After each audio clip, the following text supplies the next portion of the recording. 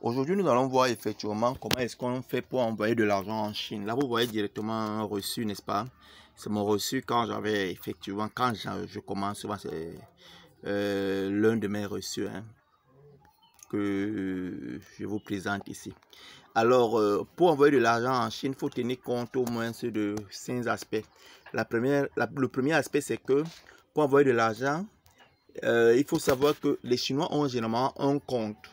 Et ils vont vous demander d'envoyer l'argent dans ce compte-là. Vous voyez un peu. Alors, si vous envoyez l'argent dans ce compte, c'est bon. Ça marche également. C'est pas possible. La deuxième des choses, c'est que on peut décider d'envoyer l'argent comme j'ai fait en allant par exemple à Western Union, comme on est en train de voir là. Et là, il est préférable de le faire entre 8h et 12h au plus tard, parce qu'on a un décalage horaire.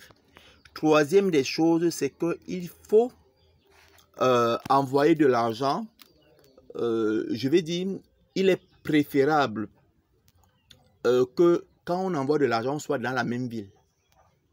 Pourquoi? Parce qu'il peut avoir un souci et il va falloir changer. Par exemple, la fois dernière, quand j'ai envoyé l'argent à ce fournisseur, j'ai fait regarder.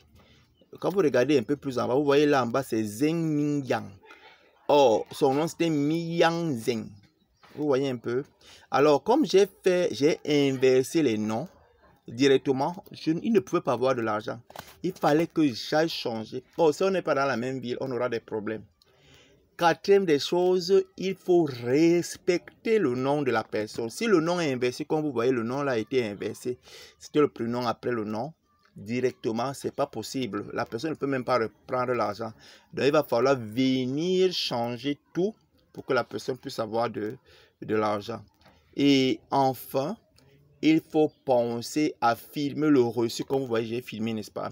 Et aller l'envoyer directement à Alibaba. Comment est-ce qu'on va envoyer le reçu sur Alibaba? Je vais essayer de sortir pour vous montrer à peu près comment est-ce qu'on envoie le reçu sur Alibaba. C'est très facile.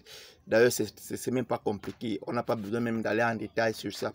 Donc, si on passe sur Alibaba, vous voyez là le fournisseur qui est en train d'envoyer des choses et des différents trucs qu'il est en train d'envoyer ici. Alors, si je veux envoyer, par exemple, je veux envoyer quelque chose, un document là-bas, on me dit par exemple, qu'est-ce que je vais envoyer? J'ai cliqué tout simplement sur le petit carré là. Le petit carré là, il y a les sourcils là, le petit là.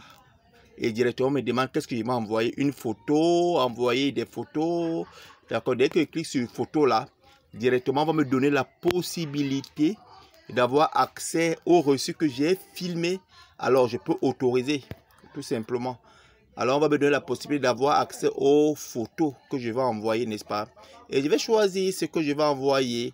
Et là, je vais cliquer sur ce que je veux, par exemple. Tout simplement. Et puis, dès que je clique, par exemple, si c'est sur ceci que je vais envoyer, je clique sur ça. Et puis, je dis OK. Et ça va donner.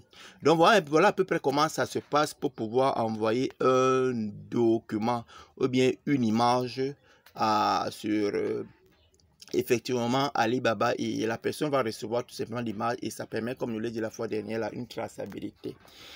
Et donc, nous sommes à la fin de cette vidéo. Si vous avez des questions, n'oubliez pas de laisser un commentaire, n'oubliez pas de liker. Et la prochaine fois, nous allons voir comment est-ce qu'on fait pour recevoir sa marchandise là où on se trouve.